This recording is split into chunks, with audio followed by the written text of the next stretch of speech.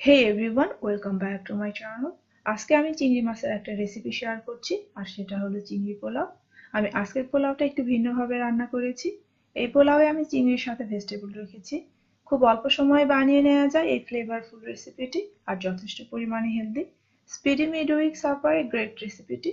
আমি আশা করছি আমার আজকের রেসিপিটি আপনাদের কাছে ভালো লাগবে। আপনারা যারা এখনো আমার চ্যানেল সাবস্ক্রাইব করেননি, please subscribe my channel and keep watching.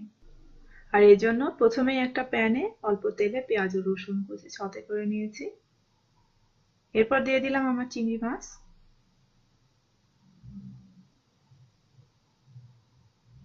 লবণ, আদা বাটা। এখন মিডিয়াম টু হাই হিটে চিংড়ি মাছটাকে 2-3 মিনিট কুক করে নিয়েছি। এরপর একটা পাশে রেখে দিয়েছি।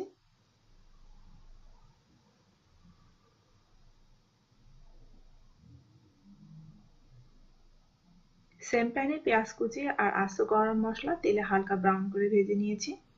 আমি এলাচের সিডগুলো আলাদা করে রেখেছি, এটা গুঁড়ো করে পরে ইউজ করব।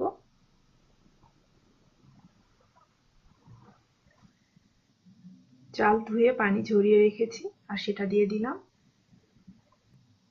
এরপর চালটাকে নেড়ে চেড়ে নিয়েছি। দিয়ে দিচ্ছি এলাচের গুঁড়ো। এরপর 3-4 মিনিট চালটাকে ভেজে নিয়েছি।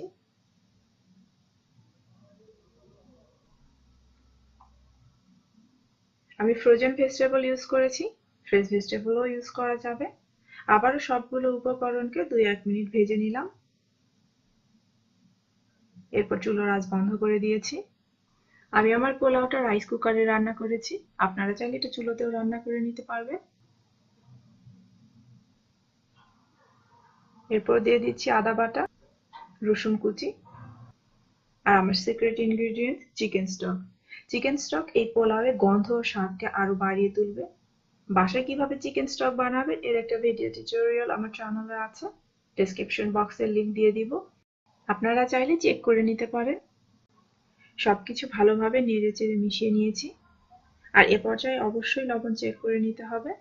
লবণটা আপনার স্বাদের থেকে একটু বাড়িয়ে দিতে হবে, এতে পোলাও রান্নার পর লবণ পারফেক্ট হবে। আমার কাছে মনে হয়েছে আর একটু লবণ দিলে ভালো হয়, দিয়ে দিলাম লবণ। আবারও সবকিছু নেড়ে চেড়ে ঢেকে দিলাম আর অপেক্ষা করছি রান্না হওয়া পর্যন্ত। আমার পোলাওটা রান্না হয়ে গেছে, এটা যথেষ্ট পরিমাণে ঝরঝরে হয়েছে এবং অনেক সুন্দর গন্ধ বেরিয়েছে। আমার রেসিপি যদি ভালো লেগে থাকে তাহলে আপনারা অবশ্যই বাসায় ট্রাই করবেন এবং আমার ভিডিও আপনাদের ফ্রেন্ডস এন্ড ফ্যামিলির সাথে শেয়ার করবেন। আর প্লিজ আমার চ্যানেল সাবস্ক্রাইব করবেন আরো নতুন নতুন ভিডিও রেসিপি পেতে। সবাই অনেক ভালো থাকবেন, সুস্থ থাকবেন। আল্লাহ হাফেজ।